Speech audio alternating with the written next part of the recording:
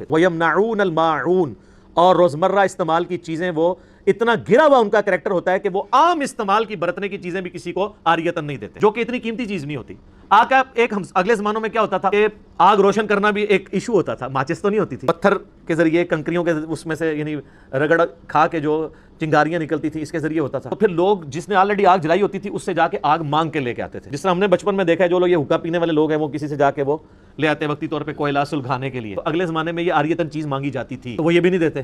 کسی کا گھر میں نمک ختم ہو گیا، مرچیں ختم ہو گئی ہیں، دھنیا نہیں ہے، پیاز نہیں ہے، اب یہ کوئی اتنی قیمتی چیز تو نہیں ہوتی، کوئی تھوڑا پیاز کتنا سارا چاہیے ہوتا ہے کسی کو، نمک کتنا سارا، تو اتنا گرا ہوا کریکٹر ہوتا تھا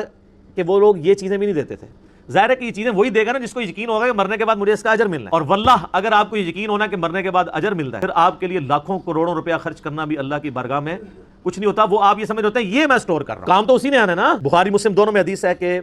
نبی علیہ السلام نے فرمایا کہ اگر کسی کے پاس سونے کی 2 وادیاں ہوں نا تو وہ یہ خواہش کرے گا تیسری بھی آ جائے میرے پاس، اس کا پیٹ قبر کی مٹی بھرے۔ اعوذ باللہ تعالی۔ بخاری مسلم دونوں میں حدیث ہے، اے اللہ محمد اور آل محمد کو بس اتنا ہی رزق دینا کہ ان کی روح اور جسم کا رشتہ برقرار ہے، بس سبسسٹنس لیول پہ لائف گزرے۔ یہ وہ شخصیت ہے جن کے زہد میں، جن کی اللہ کے ساتھ کمٹمنٹ میں کوئی شک نہیں ہے، لیکن ان کو بھی پتہ ہے کہ مال کا فتنہ کتنا خطرناک۔ آپ دیکھیں نبی علیہ السلام کی جو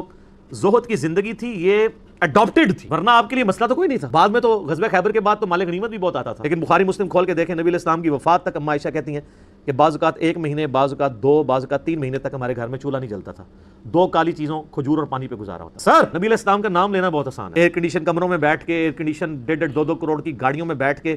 5 10 کروڑ کے بنگلوں میں بیٹھ کے زہد و ورا کی باتیں کرنا، میرا خیال ہے اس کے بعد تو ہمیں خود اپنا شیشہ بھی دیکھ لینا چاہیے۔ ہاں جب آپ اس تکلیف سے گزرتے ہیں نا پھر بات جچتی ہے، ایسے بندے کو بات جچتی ہے جو پریکٹیکلی اس طرح کی لائف گزار